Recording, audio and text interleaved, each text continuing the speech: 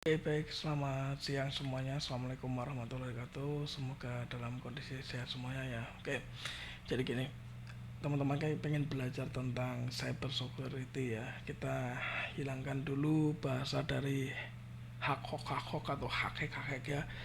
Oke, bagaimana sih kita mempelajari tentang cyber security? Yang akan kita kenal pertama adalah tentang body of knowledge cyber security. Jadi kita mengetahui apa sih koridornya, bagaimana sih mekanismenya, apa saja yang perlu kita pelajarin, cakupannya seperti apa. Ini masuk dalam kuliah YouTube ya, by Bang Jack. Jadi kalau saya di Jogja atau di kampus sering dipanggil dengan kata Bang Jack di sini ya. Oke, ada 5 aspek untuk menguasai ilmu cyber security, yaitu adalah human organization dan regular aspect. Saya ulangi lagi ya, human, organisasional, dan regulator aspek. Yang kedua adalah attack dan defense.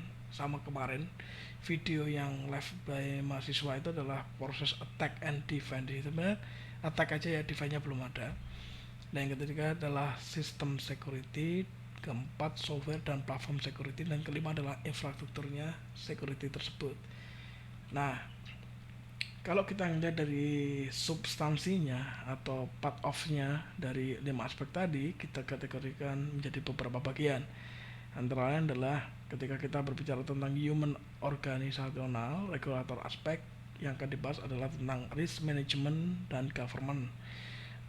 Dengan human faktornya, privacy dan online right-nya seperti apa, law dan regulationnya. Sedangkan untuk attack dan defense-nya, anda perlu mempelajari tentang malware attack teknologinya, terus adversarial behaviornya seperti apa, forensiknya. Forensik itu dibagi macam-macam nanti ya. Forensik digital itu macam-macam. Jadi ada yang forensik by web based, nanti ada network based juga ada, mobile based juga ada, desktop based juga ada. Terus ada lagi namanya security operation dan incident management, atau biasanya sih POC ya. Di sini konsepnya seperti apa. Kalau ada insiden itu kita membuat laporannya seperti apa. Yang ketiga adalah sistem security, meliputi dari operating system dan virtualization security-nya. Kita harus mengetahui dengan triple A, ini bukan baterai ya. Triple A adalah authentication-nya, authorization, dan accounting-nya. Dan berikutnya adalah distributed system security. Ada lagi namanya kriptografi. Kriptografi nanti macam-macamnya. Jadi ada kriptografi, ada steganografi, dan sebagainya. Yang keempat, kita akan membahas namanya tentang software dan platform security. Yaitu di situ jenengan akan masuk atau mempelajari tentang software security, web dan mobile security-nya, secure software lifecycle-nya atau SSLC-nya. Dan yang kelima adalah infrastruktur security. Di sini ada namanya network security, hardware security, cyber physical system security, misalnya kayak IoT dan sebagainya. Nah, cyber physical system security itu macam-macam ya. Kita nanti bundle dengan hardware-nya juga atau dengan servernya juga. Misalnya kita main di katalisnya, dengan yang paling sederhana adalah mikrotiknya. Bagaimana patch untuk mikrotiknya. Kemarin kan pernah bobol juga tentang mikrotik ya, sampai akhirnya di patch ulang. Terus ada lagi nanti kita berbicara tentang frameworknya, body of frameworknya seperti apa. Itu juga level dari security-nya juga ada. Terus ada namanya physical layer dan telecom security. Ini adalah hal yang harus jenengan kuasai semuanya. Tapi tidak perlu untuk mencapai ilmu cyber security yang porsinya tepat ya, tidak harus dipelajarin langsung sekaligus, tidak, tapi diambil salah satu dulu, nanti baru naik ke level berikutnya. Contohnya nih, kita mau pelajari apa dulu? Yang pertama adalah kita pelajari tentang human organisasional regulator aspek. Maka yang kita pelajarin itu adalah risk management dan governmentnya seperti apa, human faktornya seperti apa, privacy dan online right-nya seperti apa, law and regulationnya seperti apa. Kalau di sini sudah hatam, sudah mumtaz, Anda baru naik ke level berikutnya. Biar terstruktur belajarnya. Jadi satu dulu, pelajarin satu dulu, nanti lagi, next lagi, next lagi, next lagi di sini. Nah, ini materinya juga saya dapatkan dengan saya ngelihat beberapa channel yang lainnya. Jadi saya packing, saya samakan. Cuma saya akan nambahin beberapa porsi di sini nanti. Nah, untuk risk management dan government dalam human organisasional dan regulator aspek, maka yang perlu Anda ketahui, yang Anda perlu lakukan adalah melakukan pertama ada identify, analyze, actionnya, monitor dan kontrol. Ini untuk risk manajemennya ya. Jadi ingat, Anda harus melihat risk management itu apa saja. Kita mengidentifikasi, menganalisa bagaimana kita membuat keputusan atau actionnya, memonitor dan controllingnya. Itu harus Anda kuasai di sini. Sedangkan di human factornya, ini ya ada human factor skill ya, saya gambarkan di sini ya. Di sini ada communicationnya, leadership dan teamworknya seperti apa, workload manajemennya seperti apa, situational awarenessnya seperti apa, decision makingnya atau pengambil keputusannya seperti apa.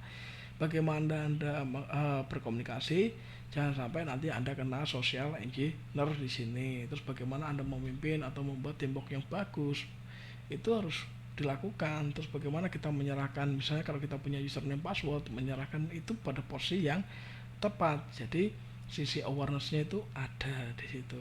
Dan tentu kita akan ada aturan main atau role assessment yang digunakan untuk di human factor atau human factor skillnya di sini. Nah, sedangkan untuk privacy dan online life di sini harus benar-benar terprivate dan benar-benar secure. Artinya, contoh ini gambarannya ya.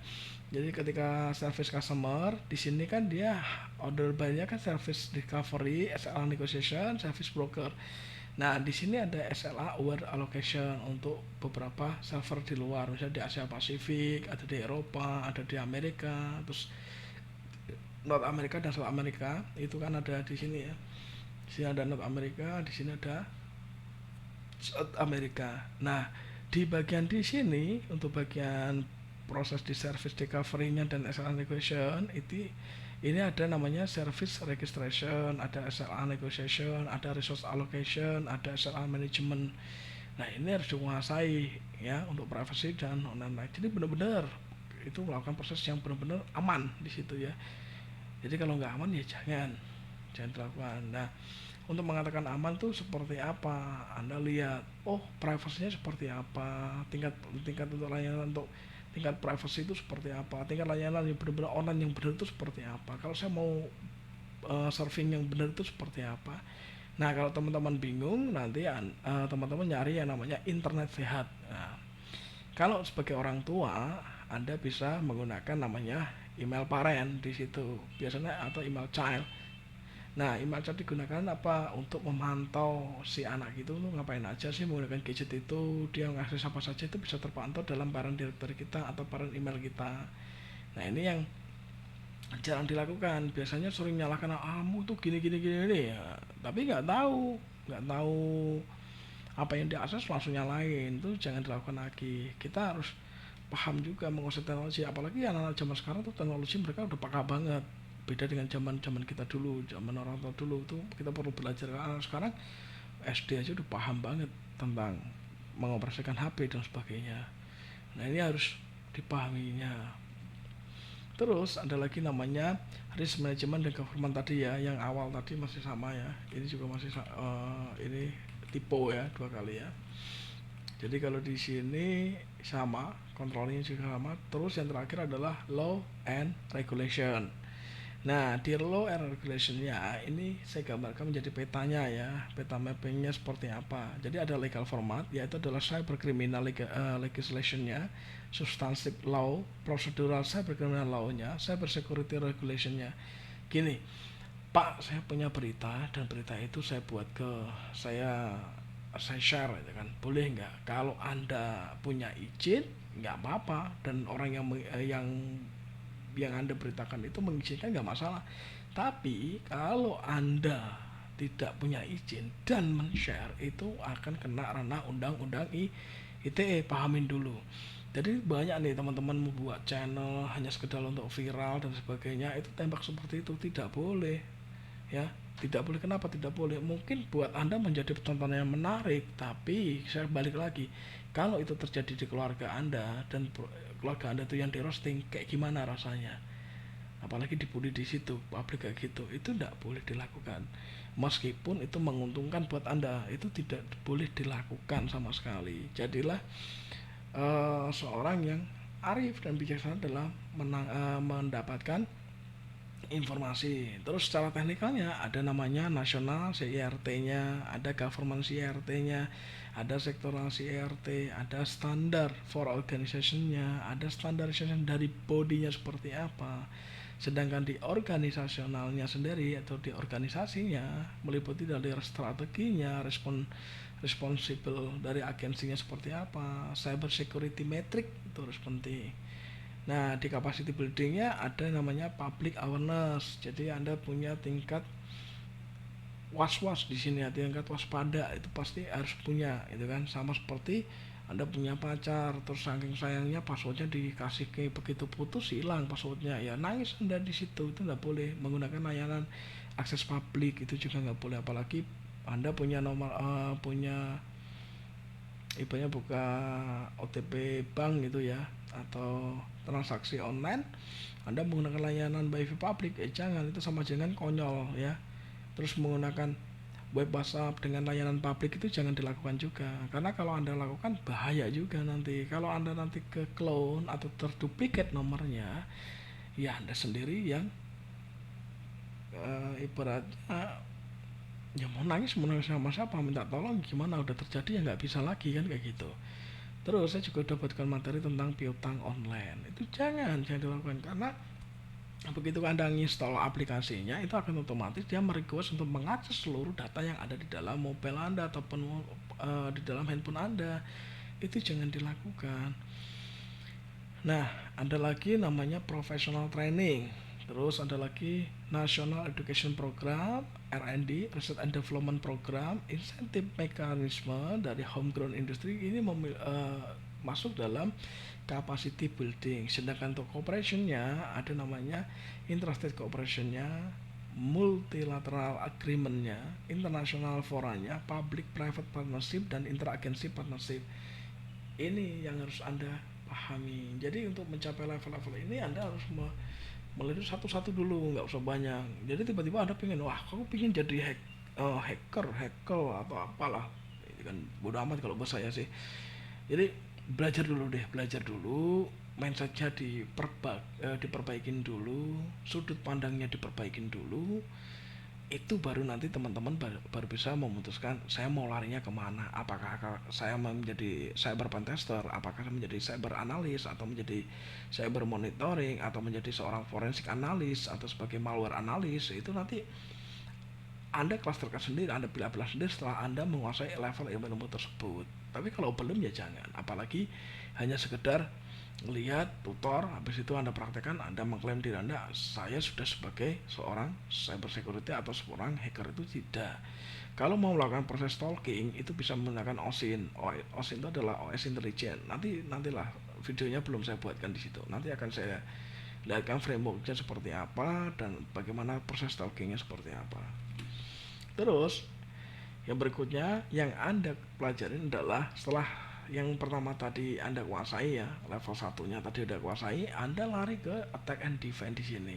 Boleh mau pelajarin dari yang tadi yang pertama di skip gak apa-apa. Saya mau nguasain langsung Pak di attack and defense, silakan. Jam lompat itu gak masalah. Di attack and defense di sini meliputi dari malware attack technology, adversarial behaviornya seperti apa, forensic, security operational, dan insiden manajemen. Nah ini saya gambarkan petanya di seperti ini ya. Ini seorang yang katakanlah ini hacker gitu ya. Di sini ada malware, ada phishing, ada password attack, DDoS, rogue software, malvertising, traffic download, man in the middle. Jadi teman-teman yang suka mendownload itu yang download gratisan atau Windowsnya kan ori bener-bener ori downloadan maksudnya ya. Terus menggunakan loader atau pakai KMS Pico, ya Anda hati-hati. Kenapa saya bilang hati-hati? Wong itu kan buatan orang, nggak tahu di dalamnya seperti apa. Terus kalau Anda mendapatkan link, misalnya mama minta pulsa atau janda minta pulsa, ya jangan langsung dibuka link tersebut. Tapi Anda cek bisa menggunakan virus total atau pakai Google Sandbox atau pakai NAP Run atau pakai hybrid analysis. Itu bisa Anda lakukan untuk ngecek link tersebut apakah link tersebut sehat atau tidak. Di tempat saya sudah ada, di video-video itu sudah ada. Cuma teman-teman lebih senang dimunculkan nih loh kayak gini loh. Kalau proses checking seperti itu nggak instan seperti itu. Mereka punya proses, mereka belajar dari nol sampai bisa menuju seperti itu. Tidak instan only. Jadi otodidak yang dikatakan otodidak adalah mereka yang memiliki basic dari nol, dari yang menguasai levelnya seperti apa, dia mengerti apa yang akan dilakukan, tindakan yang akan dilakukan seperti apa, dia paham. Itu boleh dikatakan otodidak. Terus lanjut ke dalam level ketiganya adalah sistem security. Nah, di level sistem security ini Anda akan mempelajari tentang operating system, virtualization security-nya, triple A tadi atau AAA atau authentication, authorization dan accounting, dan mempelajari tentang distributed system security dan cryptography. Nah, ini saya ambilkan NIST Cyber Security Framework-nya ya. Jadi langsung di sini ini semuanya memakai framework seperti ini. Nanti kalau mau pakai OWASP dan sebagainya juga ada frameworknya juga ada. Jadi di NIST Cyber Security Framework ini Anda akan mempelajari atau menguasai yang namanya identify, protect, detect, respond, dan recover. Di mana identify itu meliputi dari asset management, ada lagi namanya business environment, ada lagi namanya governance, ada namanya risk assessment-nya, ada lagi namanya risk management strategi. Sedangkan di protect, Anda akan mempelajari tentang access controlling-nya, awareness and training-nya seperti apa, data security-nya, termasuk data breach kemarin atau data leak ya, yang kasus BPJS kemarin. Terus ada info protection proses dan prosedurnya, maintenance dan protective teknologinya. Sedangkan untuk deteksi atau detection atau detect di sini Anda mengenali dengan anomali and eventnya, melihat kerentanannya, apa celahnya, mendeteksi celahnya seperti apa, bugnya seperti apa. Lebih dikenal dengan program bug bounty. Perusahaan-perusahaan yang besar biasa menggunakan sayembara atau bug bounty atau ya benar namanya bug bounty. Kalau kitanya disebut sebagai bug hunter. Tapi ketika Anda melaporkan ada celah seperti ini dan Anda tidak diberikan reward atau uang, ya Anda nggak usah ngeluh habis itu tiba-tiba akan mau dihancurin, ya jangan. Itu terserah mereka. Tapi Anda masuk, Anda melanggar di situ, kan. Tapi kan nggak detek Pak, kan. Ya untuk saat ini pasti akan ngedetek Anda. Sepandai-pandainya topai melompat itu pasti akan jatuh juga. Terus ada namanya security continuous monitoring, ada namanya detection process. Terus baru kita lanjut ke dalam responnya. Nah, respon di sini ada namanya respon planning, ada communicationnya, ada analis, ada mitigation, ada improvement. Nah, ini ada pelajaran di situ. Nah, terakhir kita masuk ke dalam proses recover. Nah, di recover ini apa saja yang dipelajarin? Ada namanya recovery planning, ada improvement, ada communication di situ. Nah, di dalam sistem security, ini lanjut kedua ya, kita masuk ke dalam pemodelan yang lain. Pemodelan lain yang saya gambarkan di sini adalah Simplified Security Onion Architecture. Nah, di sini yang bisa digunakan biasanya pakai WASAC, terus pakai di sini Squil, Squad, Capme, Elsa.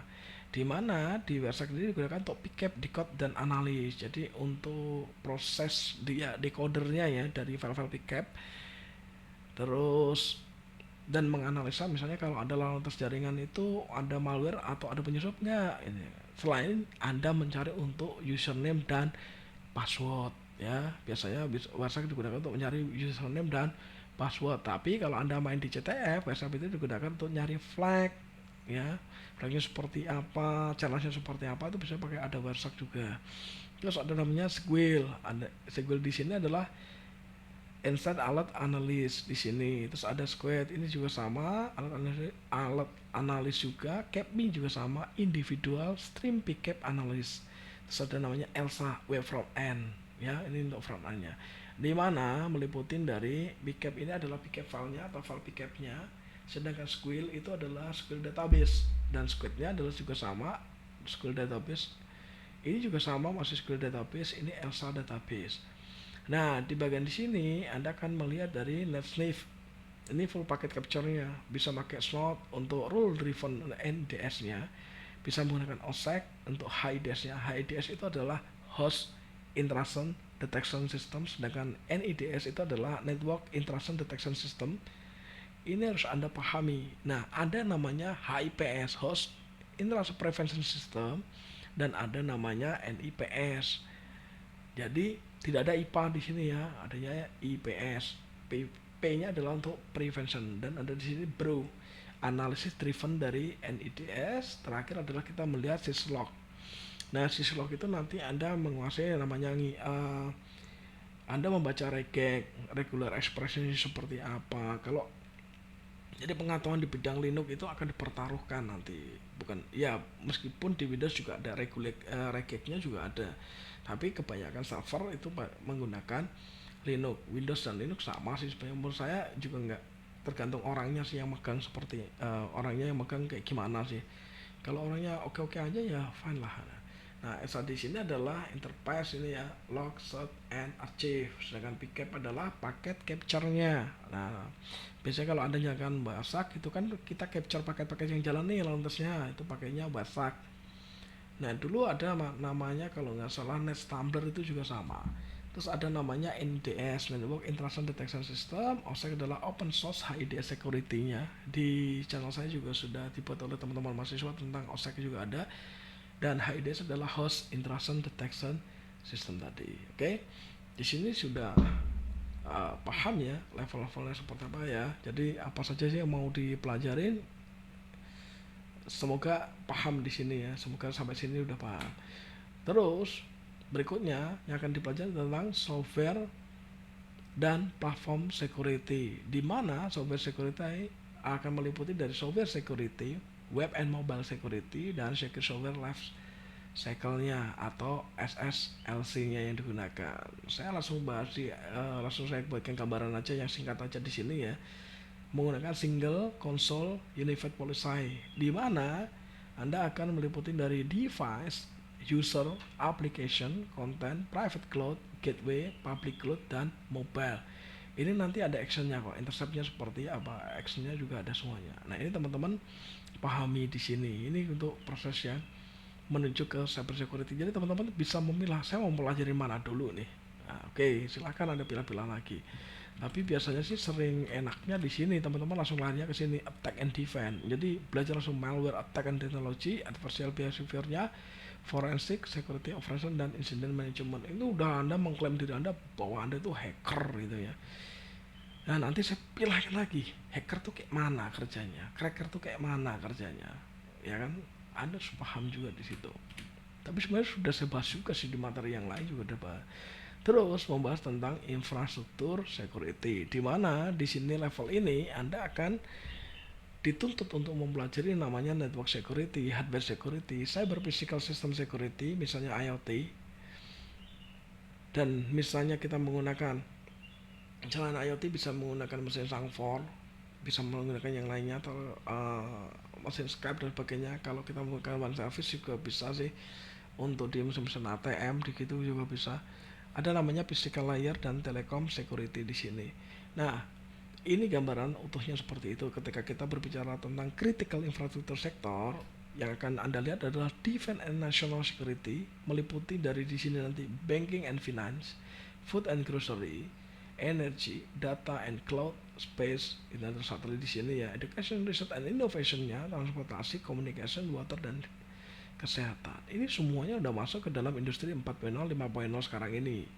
Jadi itu tantangan Anda, apakah Anda menjadi good cyber security atau bad guy-nya cyber security, itu tergantung Anda semuanya. Yang jelas di sini saya hanya menjelaskan rule-nya, body of frame-nya ketika kita mau mempelajari tentang cyber security yang terstruktur itu seperti apa. Jadi mudah-mudahan cita-cita teman-teman yang masih anak-anak SMP, SMA, mas-mas yang kuliah untuk menjadi seorang hacker terwujud lah gitu kan. Teman-teman kan pengen jadi seperti itu, mudah-mudahan saya doakan terwujud, tapi jadi hacker yang baik, jangan jadi bad guy di situ ya.